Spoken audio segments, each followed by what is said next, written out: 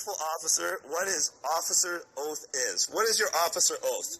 What is your number one priority to uphold? Isn't it our Charter of Rights and Freedoms?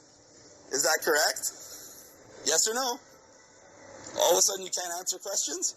Oh, I'm going to ask you one more time.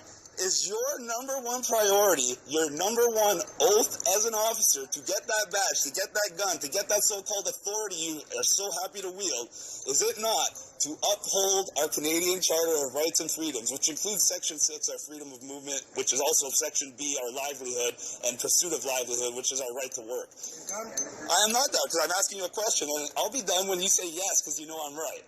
And I'll stop smiling and I'll stop filming you. But until you just admit... Well, I just asked you a simple question.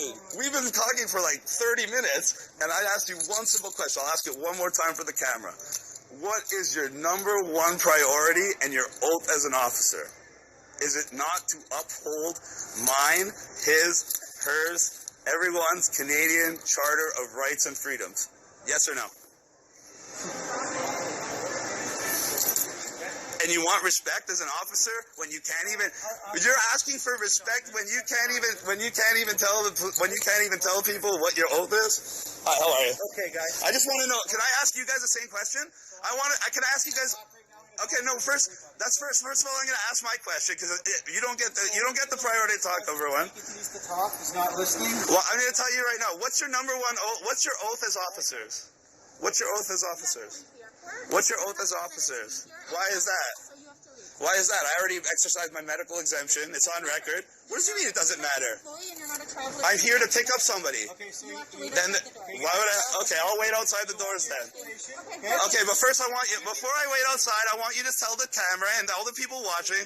Well, you're not allowed to be here. This gentleman and this gentleman have approval to be here, and that's what we're going to do. So we're asking you guys to leave.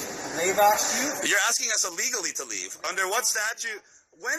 Excuse me. Which law states that somebody coming to pick someone up has to wait outside? Excuse me.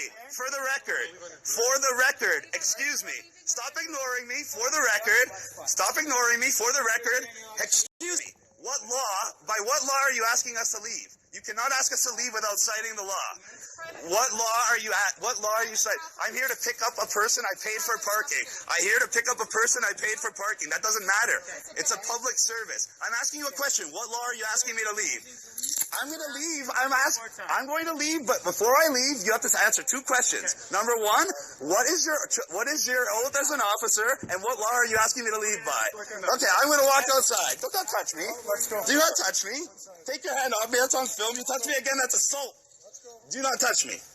Do not even think about touching me. In fact, do not even think about doing anything at all. Do not even think. Do not even act. Do not even talk. Understand? Get away from me. Goodbye.